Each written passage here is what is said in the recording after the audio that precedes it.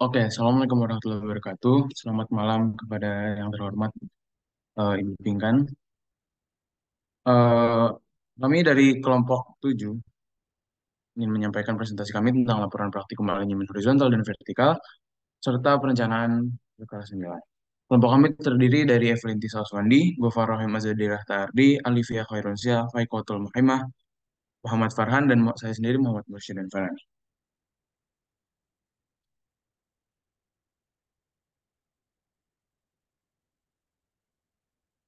Oke, geometrik jalan itu terdiri dari alignment jalan dan pekerjaan tanah yang perlu diketahui oleh kita arsitek lanskap, sorry. Kemudian jalan itu adalah lahan dan itu sebagian dari lanskap. Makanya kita biar tidak ada kesalahan harus paham konsep dasar dari ilmu sipil sebagai seorang arsitek lanskap. Nah, masalah geometrik ini biasanya dibagi tiga. Yang pertama ada optimasi penjajaran horizontal, vertikal, dan optimasi pekerjaan tanah. Nah, dalam desain jalan tipikal, pertama, alignment horizontal itu diusulkan dan kemudian alignment vertikal yang terkait dioptimalkan dengan mempertimbangkan lokasi pekerjaan tanah dan kendala desain alignment vertikal. Kemudian konsep dasar tersebut dipahami terlebih dahulu, kemudian diterapkan di tapak, lalu tahapan inventarisasi, analisis, dan penyesuaian itu dilakukan. Kemudian melakukan perencanaan bila kondisi existing kurang optimal. Nah, masalah penelitian itu dirumuskan, sorry, sebelum masalah penelitian itu dirumuskan eh, gimana geometrik jalan horizontal, kemudian kondisi kontur jalan vertikal, kemudian ada kondisi existing pada jalan jalan yang diteliti itu optimal atau enggak, kemudian ada kondisi perkerasan jalan pada jalan Jalak Harupat dan dapat dibuat sebuah perencanaan apa untuk perkerasan jalan Jalak Harupat. Next. Kemudian landasan teori yang pertama ada lalu lintas jalan, kemudian klasifikasi jalan, kemudian alinyamen horizontal, kemudian tikungan, dan alinyamen vertikal jalan, yang keenam koordinasi alinyamen, dan perkerasan jalan.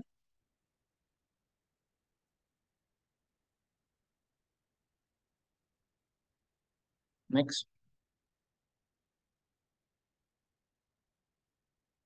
Oke, untuk lokasi horizontalnya yang pertama ada di Jalan Letjen Ibrahim Haji, itu dari Kota Bogor menuju Dramaga, kemudian ada di Jalan Jalak Harupat, yaitu di Sempur, Kota Bogor, kemudian ada Jalan Tol Lingkar Luar Kota Bogor.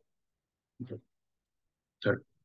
Untuk vertikalnya itu ada di Persimpangan Semplak di Kota Bogor, kemudian ada Gang Out di Surya Kencana di Kota Bogor juga.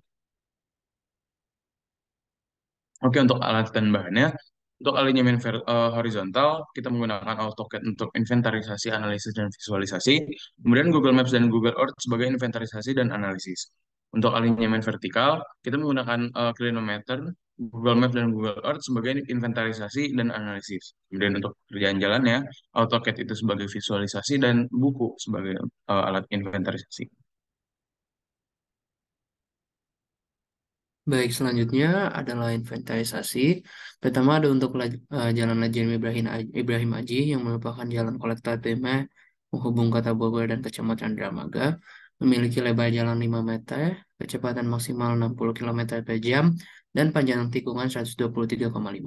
Medan tikungannya itu berada di perbukitan dan mayoritas kendaraan berlalu lalang pada kecepatan 30 sampai 50 kilometer per jam. Untuk RC-nya sendiri memiliki 50,3 meter dan untuk existingnya dapat dikatakan kurang baik karena tidak memiliki aspek fundamental jalan perkotaan, yaitu trotoar dan jaringan utilitas kabel listrik menurunkan kualitas estetika fungsi karena berada di pinggiran jalan. Lalu untuk Jalan Jalak Harupat yang merupakan jalan kolektor primer, merupakan salah satu jalan utama di Kota Bogor dengan lebar jalan 7 meter dan kecepatan maksimal 60 kilometer per jam. Untuk panjang tikungannya sendiri adalah 71 meter dan terletak di bagian utara Kebun Raya Bogor dan selatan Taman Sempue. Jadi untuk Jalan Jalak Harupat ini memiliki RC-nya itu 80 meter, medan jalannya juga berbukit, serta kondisi di sekitar jalan Jalak Harupat itu dalam kondisi yang baik, tetapi terdapat beberapa titik-titik yang mungkin dapat menjadi bad view. Kemudian untuk jalan tol Lingkar Luar yang merupakan jalan arteri karena menghubungkan antara beberapa kota yaitu Jabodetabek dan menghubungkan ke Tol Jagorawi memiliki lebar jalan 20 meter, kecepatan maksimal 80 km dan panjang tikungan 454,6 meter. Dan ini termasuk ke dalam jalan tol elevasi dengan tipe jalan 2 jalur, 4 lajur dan 2 arah yang menggunakan median keras untuk membagi jalan menjadi 2 arah. Nah, untuk medannya sendiri itu dapat dikatakan eh, berbukit juga, tetapi rekayasa karena naik turun oleh pilarnya sendiri, dan mayoritas kendaraan bergerak pada kecepatan 70 km ke atas. Untuk RC-nya sendiri sebesar 291 meter. Selanjutnya, baik, ini merupakan pembahasan untuk analisis alinyaman horizontal Jalan Lejen Ibrahim Aji. Dapat diketahui bahwa nilai P tikungan tidak lebih dari 25 cm, maka jenis tikungan pada Jalan Lejen Ibrahim Aji adalah circle-circle atau full circle, dan perlu dilakukan rekayasa jari-jari lingkaran dan pelebaran jalur lalu lintas di tikungan. Selanjutnya, untuk analisis alinyaman horizontal jalan jarak hayopat, nilai P tikungan juga tidak melebihi dari 25 cm. Jenis tikungannya berarti adalah full circle atau circle. Mohon maaf, tetapi nilai LC-nya itu lebih dari 20,76 meter. Karena itu jalan jalan hayopat ini termasuk ke dalam SS atau spiral-spiral. Dan perlu dilakukan rekayasa jari-jari lingkaran dan penataan kondisi sekitar tikungan juga tanpa merusak trotoar yang telah terbangun. Selanjutnya, Baik, selanjutnya ada analisis alinyemen horizontal di jalan tol lingkar luar. Nilai LC tikungan tidak lebih dari 20 meter, maka sesuai dengan flowchart. Maka tikungan jalan tol lingkar Bogor adalah tikungan dengan jenis spiral-spiral. Tikungan yang berada di jalan tol lingkar Bogor tersebut memiliki jari-jari sebesar 291 meter. Jalan tol tersebut memiliki kecepatan maksimum untuk kendaraan yang berjalan di atasnya sebesar 80 km per jam. RC minimum untuk kecepatan 80 km per jam adalah 210 meter. Oleh karena itu, jari-jari existing belum memenuhi ukuran ideal untuk jari-jari minimum pada kecepatan 120 km per jam.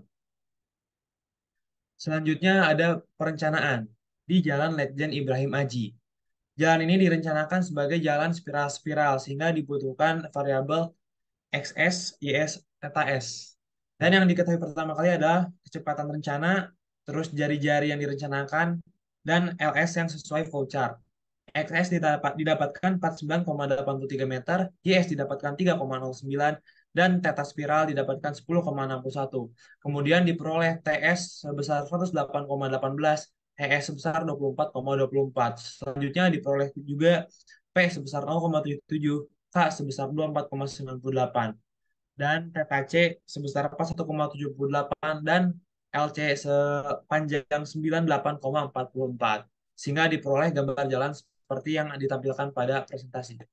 Kemudian ada juga perencanaan jalan Jalak Harupat yang direncanakan sebagai jalan full circle. Jalan tersebut direncanakan dengan kecepatan maksimal 60 km per jam, jari-jari 160 dan teta yang terbentuk dari perpotongan garis lurus sebesar 46 derajat. Kemudian diperoleh TC sebesar 67,92, EC sebesar 13,82 meter, dan panjang circle sepanjang 128,46. Sehingga diperoleh gambar seperti berikut. Selanjutnya ada perencanaan jalan tol lingkar luar. Diperoleh LS sebesar 213,98, XS sebesar 209,89, dan YS sebesar 30,474. Kemudian diperoleh juga P sebesar 19,52 meter, kemudian H sebesar 359,89 meter.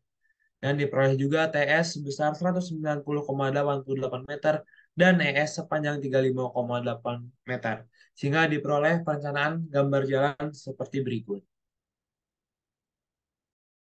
Oke, selanjutnya untuk alinyemen vertikal, di bagian inventarisasi kami memilih dua jalan, yaitu jalan gang out, di mana dia merupakan vertikal cekung, dan persimpangan sepak yang dia merupakan vertikal cembung. Nah, di jalan gang out cekung ini dia merupakan jenis jalan kolektor sekunder dengan lebar jalan 7 meter, kecepatan maksimum 60 km per jam, dan panjang tikungannya 14,73 meter.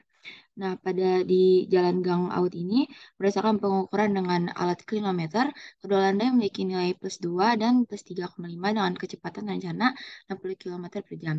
Sedangkan pada persimpangan Sepak Jembung, ini merupakan jenis jalan kolektor primer yang menghubungkan Jalan Yasmin dan Jalan Dramaga, kemudian memiliki lebar jalan 7 meter, kecepatan maksimal 60 km per jam, panjang tikungan 17,43 meter. Dan di sini berdasarkan pengukuran kilometernya, kedua lantai memiliki nilai min 4,5 dan min 2,7 dengan kecepatan rencana 60 km per jam. Selanjutnya, sebelumnya mohon maaf, ini ada typo sedikit, seharusnya jalan gang out yang cekung. Kemudian ini adalah perhitungannya, di mana kita pertama-tama mencari panjang L-nya dulu, atau panjang lengkung vertikal, dan diketahui panjangnya itu 85 meter. Kemudian kami cari tahu memenuhi dan tidak memenuhinya. Kemudian yang kedua kita cari berdasarkan jarak pandangan bebas di bawah bangunan jembatan, dan diketahui hasilnya yang memenuhi itu adalah eh, panjang jaraknya itu lebih besar. Kemudian drainase diketahui hasilnya 75 meter, kenyamanannya 13,67 meter, dan keluasan bentuknya sepanjang 50 meter. Selanjutnya. Nah, kemudian ini hasil perencanaannya. Dari hasil perencanaannya dapat disimpulkan berdasarkan jarak penyentuhan lampu atau pandang henti 0 meter, berdasarkan jarak pandangan bebas di bawah bangunan 0 meter, berdasarkan kebutuhan fasilitas drainase 75 meter, berdasarkan kenyamanan perjalanan 13,67, berdasarkan keluasan bentuknya 50 meter. Eh, Setelah itu dapat kita simpulkan bahwa diambil panjang lengkung antara 0 sampai dengan 85 meter. Selanjutnya,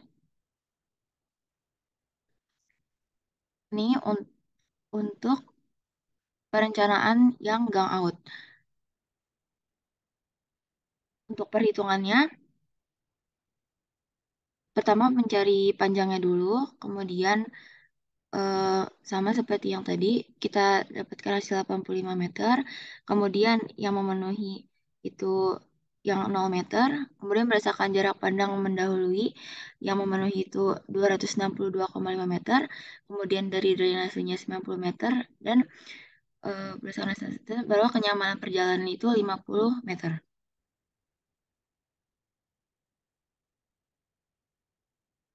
Selanjutnya, nah kemudian eh, dapat hasil lengkung vertikal berdasarkan jarak pandangan henti tadi 0 meter, mendahului 26,2,5 meter, fasilitas drainase 90 meter, dan perjalanan 50 meter. Nah, karena panjang jalan paling mendekati nilai 0 meter, tetapi karena tidak mungkin mendesain panjang vertikal sebanyak 0 meter, dipilih berdasarkan kenyamanan perjalanan, yaitu 50 meter. Karena segmen jalan cukup untuk fasilitas drainase, maka tidak perlu melakukan rekayasa drainase. Kendala pada ruas jalan adalah kepadatan pada jalan, serta nilai jarak pandang mendahului yang tidak terpenuhi. Maka memerlukan rambu atau marka dilarang mendahului pada jalan. Desain vertikal akan ideal dengan kenyamanan dalam perjalanan.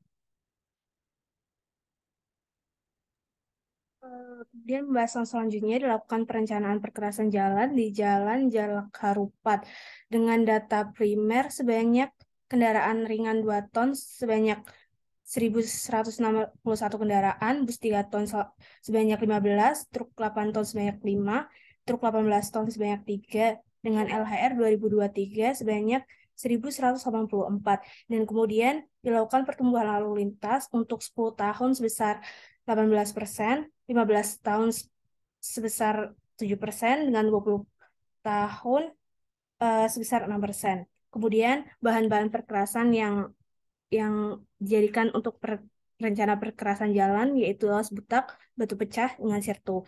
Dan kemudian dilakukan perhitungan pada awal umur rencana yaitu pada tahun 2027 sebesar 1.437 kendaraan. Kemudian dilakukan LHR selama setiap tahunnya yaitu 10 tahun, 15 tahun, 20 tahun seperti pada tabel. Kemudian dilakukan kemudian di dicari angka ekivalen yang dapat dilihat pada daftar 3 pada PPT struktur jalan. Kemudian ada hasil perhitungan lintas ekivalen permulaan atau LIP yang dihasilkan sebesar 2.812. Next. Kemudian dilakukan hasil perhitungan lintas akhir lintas ekivalen akhir selama selama 10 tahun, 15 tahun, dan 20 tahun yang dihasilkan yaitu 4.367, kemudian 5.623, kemudian 6 maaf salah. Yang pertama ada lintas ekivalen akhir dalam 10 tahun yaitu 4,3607. Kemudian ada lintas ekivalen akhir 15 tahun yaitu 5,5623. Yang kemudian ada lintas ekivalen akhir 20 tahun sebesar 6,4675. Next. Baik, selanjutnya adalah hasil perhitungan dari LET, yaitu dapat dilihat dari LET 10 tahun, 15, dan 20 tahun dapat dicari dengan rumus C dalam kurung LEP ditambah LEA setiap tahunnya 10, 15, dan 20, dan dapat dilihat dan dapat dihitung dan hasilnya seperti di PPT, dan juga ada perhitungan LER, yaitu sama tapi dengan rumus dari yang hasil LET dibagi 10 banding tahun yang akan direncanakan dibagi 10. Itu adalah rumus dari LER. Lalu kita habis cari LER, kita mencari pencarian ITP, yaitu dapat digunakan data yang dibutuhkan adalah CBR, DDT, IP, FR, dan IP0 dari daftar 4 dengan perkerasan las butak. IP0-nya adalah UR10 untuk umur tahunnya 10, umur tahun 15, dan umur tahun 20 itu dapat dilihat dari perkerasan las butaknya tersebut. Lalu habis mencari itu dapat dilihat juga dari LER-nya itu IPT-nya itu dapat dilihat dari tabel juga yang ada di PPT dengan mencari nomogram yang sesuai dengan hasil yaitu LR berapa, IPT-nya berapa, dan IP0 berapa baru didapatkan hasil nomogram tersebut. Dan jika ditarik gariskan dapat mendapatkan hasil ITP tersebut. Lalu baru bisa ditetapkan tebal perkerasan jalan pada umurnya 10 tahun, yaitu umurnya adalah yang LR 10 itu 4,5 sama dengan dari si tebal perkerasan jalan itu dari umur yang D1, D2 sampai D3. Lalu dapat ditambahkan hasilnya dan dapat dilihat pada slide berikutnya. Nah, berikut adalah hasil dari perhitungan yang tadi. Untuk yang 10 tahun ke depan, 15 tahun ke depan, dan 20 tahun ke depan. Sekian presentasi dari kami. Maaf bila ada salah kata. Terima kasih.